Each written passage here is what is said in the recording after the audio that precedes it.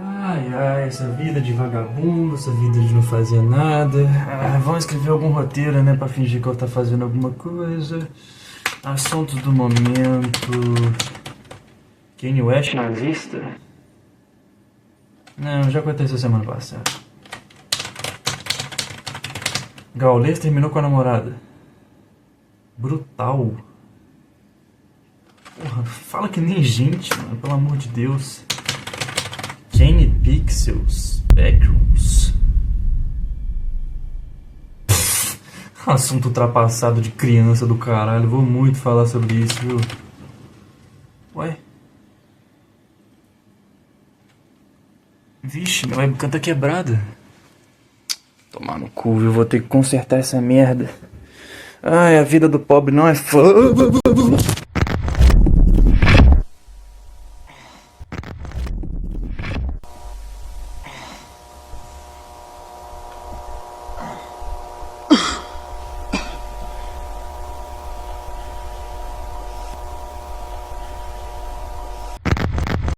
Bom, eu sei, Backrooms está saturado, já passou o tempo dos espaços liminares e muito provavelmente o hype também, mas sinceramente um grande foda. E já deixando claro, eu não vou falar sobre a lore de Backrooms aqui porque esse não é o ponto. Eu vim trazer aspectos filosóficos, psicológicos e principalmente falar sobre um grande gênio chamado Kanye Pixels.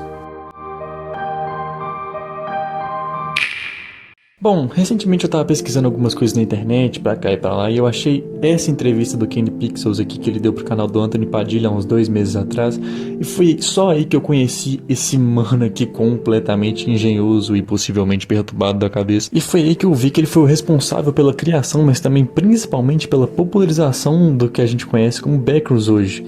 Inclusive, eu descobri que ele fez isso com 16 anos e agora ele tem 19. Meu amigo otário aqui com 20 anos ainda acredita em Papai Noel e que eles vão lançar uma sequência de Hollow Knight ou Skyrim 6 ainda esse ano.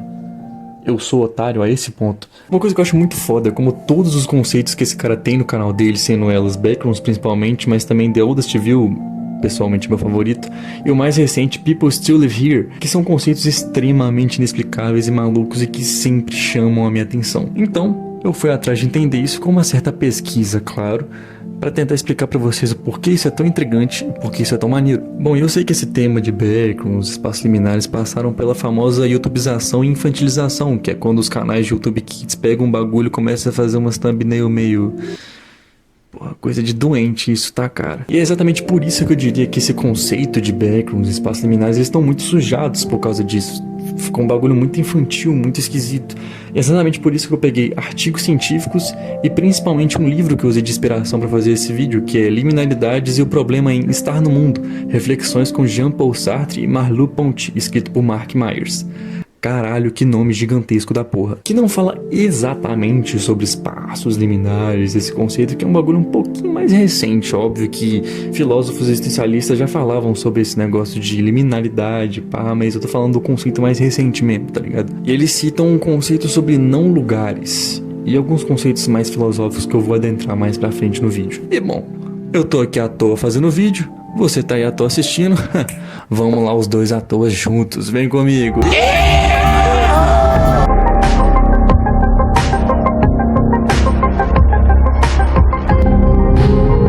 Fazendo uma pesquisa rápida, eu encontrei esse comentário no Reddit desse mano bem interessante que já consegue nos dar uma guiada nesse conceito. Um espaço liminar é um espaço de transição entre um ponto e outro, entre o que era e o que vai ser, uma porta, um vão, um limite, um limiar. Tanto que a palavra vem do latim, lamin, que significa limite. São imagens que te convidam tanto para o conforto quanto para o desconforto. Lugares que eram populares anos atrás, mas que agora só servem como resquícios do que era e do que já passou. E essa explicação já conversa muito com um assunto muito foda que eu vi na minha faculdade de História, que é o conceito de espaços, lugares e principalmente sobre a memória. Um conceito meio abstrato, mas você já parou pra pensar que um lugar durante períodos diferentes da história expressam funções diferentes? Não precisa ser questão de séculos, nem de décadas, cara. Tipo, horas já são o suficiente pra um lugar mudar de funcionalidade. Pensando numa realidade bem brasileira. Brasil! Uma praça. Que de manhã é um lugar mais pra pessoas idosas, passeando, sei lá, alimentando pássaro, coisa que velho faz, tipo, em banco, sei lá. Mas à tarde a gente já vê uma movimentação de pessoas fazendo exercício, pessoas passeando com cachorro. Você já vê que a faixa etária muda, né? Tipo, crianças que saíram da escola. E à noite a gente vê um tipo de movimentação um pouco mais diferente, um lugar mais vazio. Às vezes, dependendo do lugar, tipo a praça que tem do lado da minha casa, vira um ponto de tráfico de drogas. Isso conversa muito com esses tais espaços de transição que a gente acabou de ver, mas o que isso tem a ver com memória? Excelente pergunta, meu nobre torcedor do Frei paulistano. Se a gente for pegar, tipo, ao longo da história, diversos lugares sofreram uma modificação tão violenta que a gente nem consegue falar que é o mesmo lugar. A sua casa mesmo, se você pegar ela 200 anos atrás, provavelmente ela nem estava aí, ou nem existia. Se você for pegar 300, 400, se for indo pra trás, a chance de ser uma floresta, um lugar completamente inóspito, é maior ainda. Então, esses lugares antigamente, pra onde eles foram? Eles não existem mais? A história desses lugares pode sim estar viva na memória de alguém ainda até hoje. E o ponto é, na construção do subconsciente dessa pessoa, que muitas das vezes pode estar até completamente diferente por conta da passagem do tempo e a transmissão da memória, tipo, de forma oral, ela contando histórias sobre como era o lugar, e pode ser uma coisa até enviesada por causa da memória dela, e que pode estar completamente diferente. Dando um exemplo um pouco mais próximo da realidade, tem um parque bem famoso aqui no lugar onde eu moro,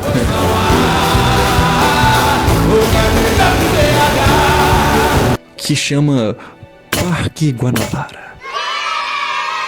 Quando eu era pequeno, muitas vezes eu lembro de ir nesse parque e, cara, na minha memória esse parque era gigantesco. O parque não tinha fim, os brinquedos eram imensos e tinham tipo uma variação absurda de brinquedo. O parque era tipo assim, mano, era outro mundo pra mim quando eu era criança. E tudo isso era uma concepção da minha memória quando eu era criança. Eu acho que ano passado ou retrasado eu voltei nesse parque. Ele é minúsculo. Não que ele é pequenininho, tipo, sei lá, um quarto, mas tipo assim, a minha memória, o bagulho era quase uma cidade dentro do parque. E quando eu voltei lá, o parque era muito pequeno, os brinquedos eram pequenos. Eu olhei pro Tem Fantasma e eu ainda estava com medo daquela porra. Ah, então quer dizer que esse lugar que você imaginou nunca existiu de fato? Bom, ele existiu. Na minha memória. E querendo ou não, ele ainda existe. Foi uma percepção que eu tive quando eu era pequeno de que esse lugar era extremamente diferente.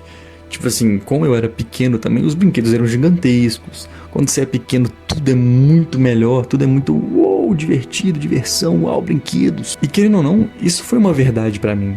Até hoje ainda é, se for parar pra pensar, porque eu ainda tenho essa memória. Tanto é que eu me frustrei quando eu fui lá, eu me frustrei muito. Não porque o parque é ruim, o parque é muito gigantesco, o parque é muito foda. Só que, tipo assim, na minha cabeça o parque era uma Disney, tá ligado? Era um bagulho de outro mundo. E essa é praticamente a mesma sensação de olhar pra foto de algum espaço liminar e pensar: eu já tive aqui. E ao mesmo tempo o lugar é tipo do outro lado do mundo, tá ligado? É uma sensação bizarra, porque é um déjà vu de um lugar que você nunca esteve. A sua memória embaralha com diversos outros e cria uma realidade que você nunca viveu. Óbvio que são lugares muitas das vezes comuns, tipo, sei lá, ruas, cinemas, bibliotecas. Quem vai em biblioteca? E cria dentro da gente essa falsa sensação de familiaridade ou até mesmo de desconforto por ser não exatamente como ele deveria ser. Igual o parque. Depois dessa viagem maluca pelo interior das minhas memórias, vamos agora para um conceito levemente parecido. O conceito de não lugares.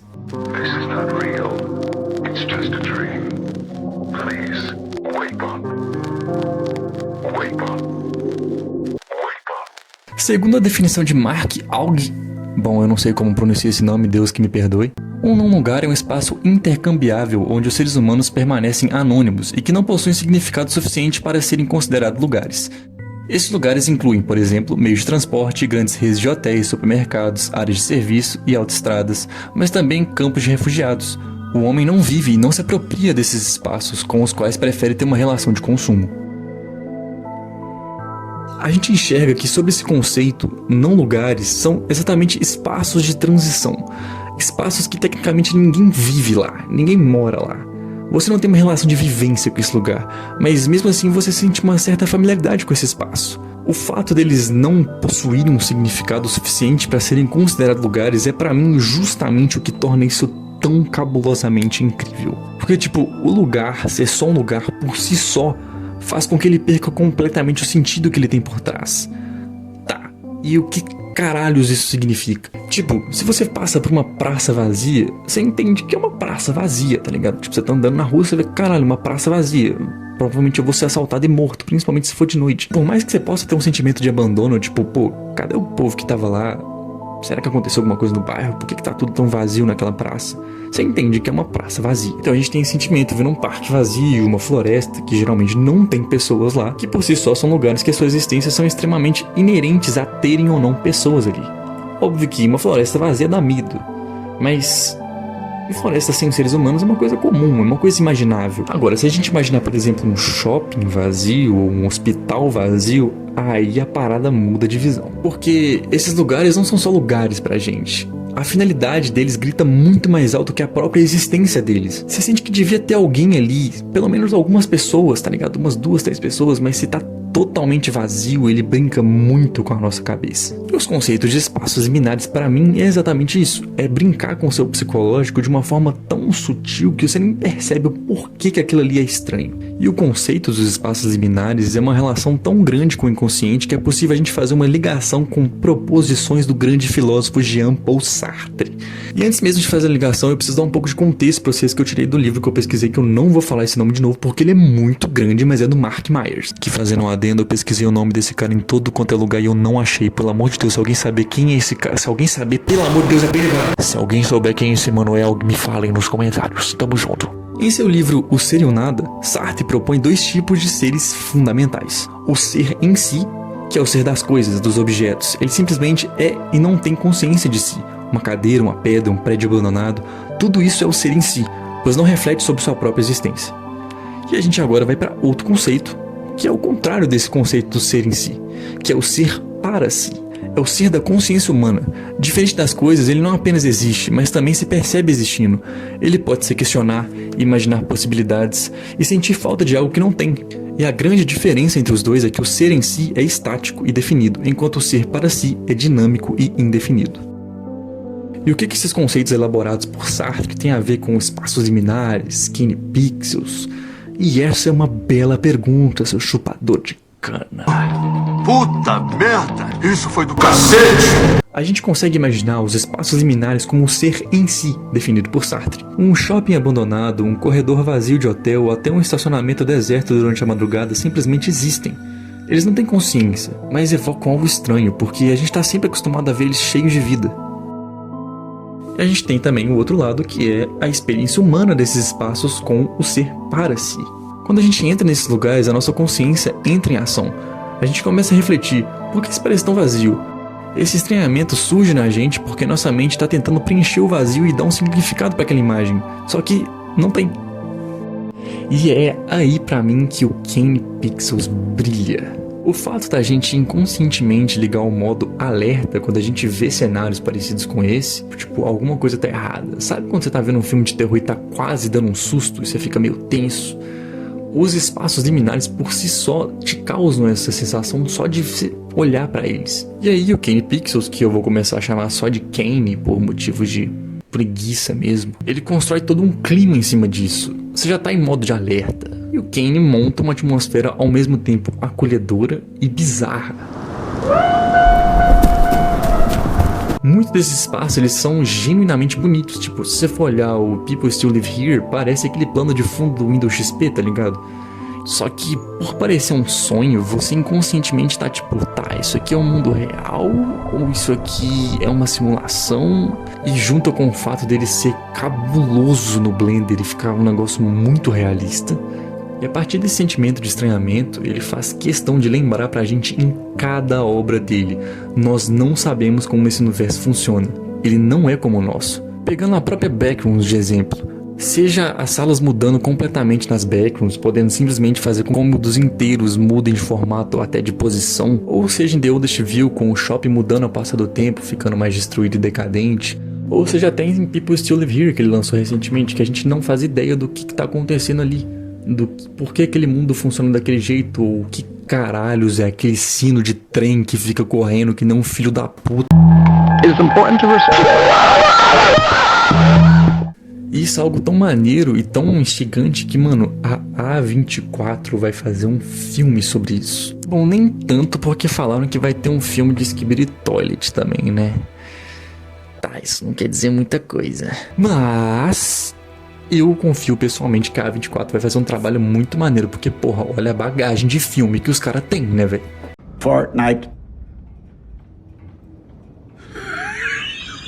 Isso pra mim são provas muito mais do que claras que vai ser um filme, pelo menos, que eles vão tentar passar essa ideia do bizarro. Mas eu não vou ficar muito de especulação, porque eu não faço cinema, eu não sou vagabundo. E porque, sinceramente, eu não faço a menor ideia se o filme vai ou não vai ser bom, pô.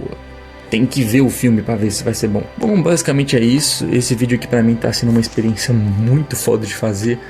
Bom, eu não sei ainda se vai ser uma experiência muito foda de editar, porque vai demorar um tempo pra eu editar isso aqui. E bom, se você foi maluco o suficiente pra ver até aqui, eu espero do fundo do meu coração que o gatinho maconha abençoe a sua semana e você será extremamente feliz. Obrigado por tudo e... Minha perna foi ficando mole, minha pica foi ficando dura.